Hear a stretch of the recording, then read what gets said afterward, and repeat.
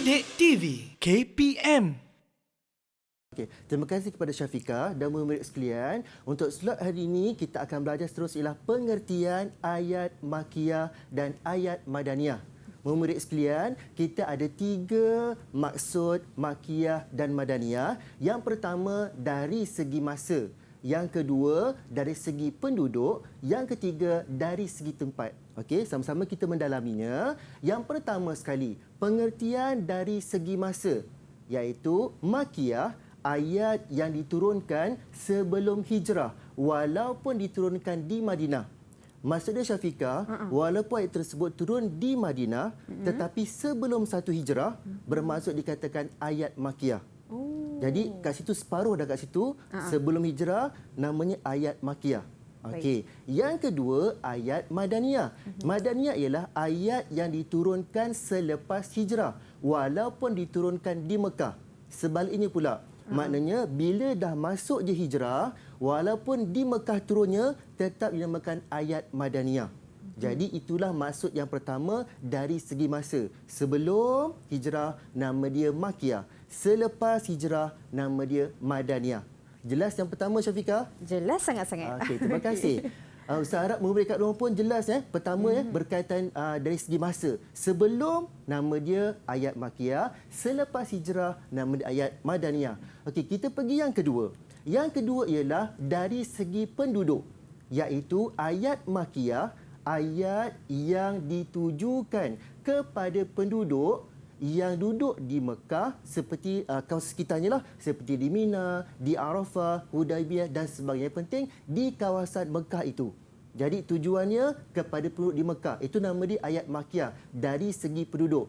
Yang kedua, kalau madaniyah pula ialah ayat yang ditujukan kepada penduduk di Madinah. Contohnya di Badar, Uhud dan sebagainya, di sekitarnya lah maksud dia kan. Jadi itulah dia dari segi penduduk pula. Maksud dia kalau dekat Mekah, nama dia ayat makiyah untuk penduduk sekitar Mekah saja. Kalau madaniyah untuk penduduk Madinah saja, nama dia ayat madaniyah. Itu maksud dari segi penduduk pula. Baik. Okey. Dan yang ketiga ialah dari segi tempat. Iaitu kalau ayat makiyah, ayat yang diturunkan di Mekah walaupun diturunkan selepas hijrah. Dari segi tempat, iaitu makiyah, ayat yang diturunkan di Mekah walaupun diturunkan selepas hijrah. Lebih kurang sama dengan masa tadi kan? Tetapi betul. Cuma ini dari tempat saja. Okey, madaniyah pula ayat yang diturunkan di Madinah walaupun ditujukan ataupun diturunkan sebelum hijrah. Jadi kita tahulah kalau turun di Mekah walaupun diturunkan selepas hijrah, nama dia ialah ayat makiyah. Kalau selepas hijrah ayatnya madaniyah. Jadi itu dari segi tempat. Iaitu yang pertama tadi masa, yang kedua ialah kumpulan sasaran, yang ketiga ialah tempat dia. Okey, dari segi tiga-tiga tempat ini agak mana yang paling tepat, Syafiqah? Okey, kita tengok sama-sama. Kita tengok satu. Pengertian yang paling tepat ialah dari segi masa, iaitu dikira menyeluruh dan merangkumi semua ayat yang diturunkan kepada Rasulullah SAW. Cuba kita bayangkan murid sekalian. Maksud dia, bila sebelum hijrah, semua ayat yang turun kepada Rasulullah kita kumpulkan. Kira macam separuh lah. Betul tak Syafiqah? Betul. Sebelum hijrah, dikumpulkan, dinamakan ayat makiyah. Okey, satu part dekat situ kan. Okey, yang kedua selepas hijrah, semua dikumpulkan selepas hijrah di Mekah ke, di Madinah ke, nama dia ayat madaniyah. Jadi bila disatukan dia menjadi sebuah Al-Quran. Sebab itulah maksud dari segi masa itu paling tepat. Paling tepat. Kerana apa? Kalau berdasarkan penduduk tempatan kan, tadi Mekah kan, ada juga ayat Quran yang turun di luar kota Mekah. Jadi dia macam letak kat mana? Ataupun dekat Madinah. Ada yang turun di luar daripada kota Madinah ataupun ke sekitar. Jadi letak kat mana dia tak menyeluruh. Tetapi kalau berdasarkan masa, sebelum nama dia makiyah, selepas nama dia madaniyah disatukan menjadi Al-Quran. Maka itu yang paling tepat. Baik. Jadi Ustaz harap jelas berkaitan masa ni. Jadi kalau dalam peperiksaan, kita tengok soalannya Syafiqah. Sebelum tu tengok surah-surah dalam Al-Quran. Ada 114 surah. Surah Makkiyah ada 82, surah Madaniyah ada 20 yang disepakati oleh para ulama. Okey. Surah Makkiyah biasanya Ustaz akan terangkan kepada murid-murid, biasa menggunakan nama-nama Nabi. Nabi Yusuf, Nabi Hud, okey, Nabi Yunus, Ibrahim, Nabi Nuh, Luqman, Maryam. Yang ada nama-nama tu merupakan surah Makkiyah. Dan surah Madaniyah biasanya panjang seperti Al-Baqarah, Ali Imran, An-Nisa, Al-Maidah yang mana dia menceritakan tentang hukum hakam. Jadi perlukan ayat yang panjang. Jadi kita tahu yang panjang itu ayat Madaniyah.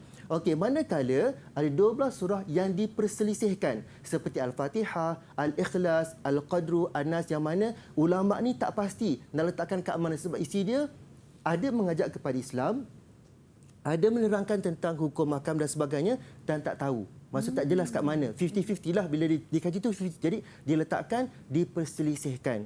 Jadi itulah yang disepakati ada 82 Makkiyah, 20 Madaniyah dan 12 diperselisihkan. Keseluruhannya 114 surah di dalam Al-Quran. Okey. Contoh soalan Syafiqah yang simple dan mudah untuk kita faham iaitu nyatakan pengertian ayat Makkiyah yang paling tepat 2 markah. So bila 2 markah pelajar hanya perlu mengingat sahaja, nyatakan, sebutkan macam tu kan. Jadi kalau Syafiqah ingat tadilah yang paling tepat berdasarkan apa maksud yang paling tepat? Kalau yang Syafiqah ingat, yang paling tepat adalah berdasarkan masa. Ya, betul. Tepat maksudnya sekali. Contohnya ayat Makkiyah dia mesti turun sebelum hijrah. Ya. Walaupun diturunkan di Madinah. Ya. Dan kalau ayat Madaniyah dia diturunkan selepas hijrah walaupun diturunkan dekat Mekah. Tepat sekali. Jadi 2 markah. Okey. Tahniah. Jadi asasnya pelajar kena ingat masa itu yang paling tepat. Jadi bila kita nak buat ayat, macam ni ayat dia. Pertama Syafiqah dan murid sekalian, mukadimah soalan mesti ada dalam peperiksaan kita. Jangan tiba-tiba jawapan saja sebab guru pun kadang-kadang manusia biasa. Kadang soalan mana ni kan? Jadi kena tulis isi soalan. Pengertian ayat Makkiyah yang paling tepat ialah mukadimah kepada soalan. Okey. Kemudian jawapan dia ayat dan surah yang diturunkan sebelum hijrah Rasulullah SAW ke Madinah. Jadi jawapan itu tepat dapat 2/2 markah. Jadi untuk setiap soalan, Ustaz nak pesan daripada sekarang, pastikan ada isi soalan. Jawapan tengok kepada arahan soalan. Bila nyatakan, kena ingat. Nyatakan, pelajar tak perlu kepada huraian. Hanya sebut sahaja. Macam tu. Jadi memudahkan kepada pelajar, memudahkan kepada guru untuk menanda dan pelajar pun dapat markah penuh Syafiqah. Jadi insya-Allah Quran Sunnah itu subjek yang mudah untuk kita skor. Bila kita tahu cara dan kaedah untuk kita menjawab setiap kali ujian ataupun peperiksaan. Okey. Ustaz, kalau contoh ditanyakan, berikan pengertian untuk ayat Makkiyah dan Madaniyah. Dia tak kata pun secara tepat. Jadi kita boleh pilih antara tiga-tiga ke ataupun salah satu sahaja? Tepat sekali. Sebab ada 3 maksud. Baik. Masa, golongan sasaran dan juga tempat. Jadi soalan itu open. Mana-mana Syafiqah murid jawab berdasarkan masa ke, tempat ke ataupun golongan sasaran itu tetap diterima dapat 2/2 markah. Jadi sebenarnya mudah. Tetapi kalau spesifik ditanya, nyatakan pengertian Madaniyah berdasarkan golongan sasaran, maka jawapan kita mesti kepada itu saja. Jadi fahamkan soalan betul-betul supaya nampak jawapan apa kat situ dan jangan terkeliru. Sebab kita ada 3 maksud kan. Jadi jangan soalannya berkaitan tempat Makkiyah tapi jawab Madaniyah. Jadi kat situ kena berhati-hati. Tapi jelaslah masa yang paling tepat, tengok kepada soalan, nak mana kita jawab ikut kepada arahan soalan. Baik, itu dia penjelasan daripada guru kita berkenaan dengan pengertian ayat Makkiyah dan juga Madaniyah. Ada 3 topik lah Ustaz ataupun 3 tajuk di situ ataupun 3 pengertian. Kumpulan sasaran, masa dan tempat. Didik TV KPM